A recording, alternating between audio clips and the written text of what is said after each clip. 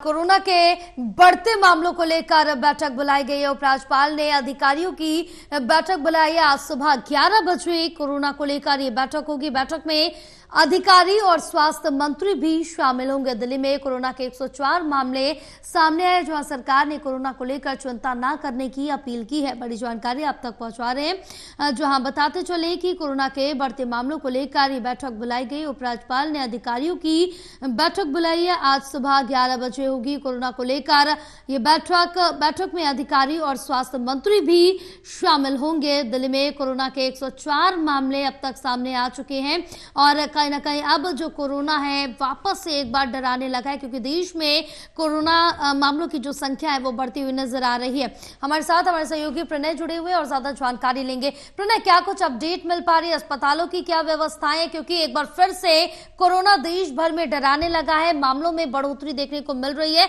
जहां देश में 1000 करीब मामले आए तो दिल्ली में 104 मामले आ गए। अब बिल्कुल देखिए जया, अगर हम बात करें तो राजधानी दिल्ली में भी, अगर हम पूरे देश की बात करें तो उसके साथ साथ राजधानी दिल्ली भी अच्छी नहीं है और दिल्ली में भी लगातार कोरोना के जो मामले हैं उनमें बढ़ोतरी हो रही है। हालांकि कल ही जया मुख्यमंत्री रेखा गुप्ता का भी बयान सामने आया था, जिसमें उन्होंने ये बात कही थी कि पूरी जो तैयारियां हैं वो की गई हैं, किसी भी तौर पर आम जनता को घबराने की जरूरत नहीं है, बस एहतियात जरूर बरतें, लापरवाही ना करें। लेकिन चाहे अस्पतालों की बात करें या फिर डॉक्टर्स की बात करें तो पूरे जो इंतजाम है वो किए गए हैं।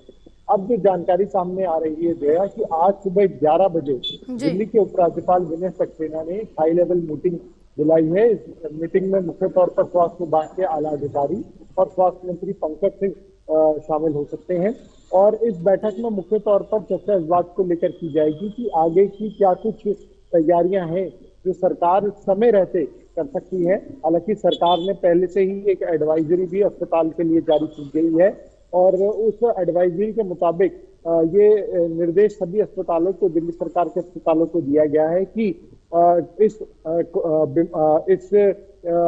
हालात को देखते हुए अस्पताल में जो सारे इंतजाम है वो दुरुस्त किए जाए और बेड्स की संख्या को सुनिश्चित किया जाए। इसके अलावा ऑक्सीजन की अवेलेबिलिटी को सुनिश्चित किया जाए और भी कई तरह की जो गाइडलाइंस थी वो इस एडवाइजरी में जारी की गई थी।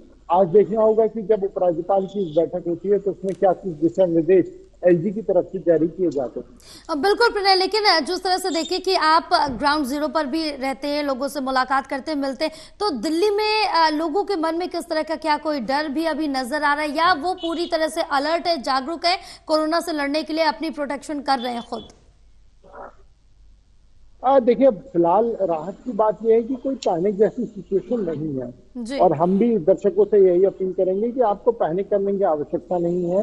हाँ, लेकिन एहतियात जरूर बरतें। अगर आपको लगता है कि आपको ऐसे कोई लक्षण दिखाई दे रहे हैं तो तुरंत डॉक्टर से संपर्क करें, खुद दवा ना लें और डॉक्टर्स की सलाह पर ही जो वो प्रिस्क्राइब करते हैं वो दवाई लें।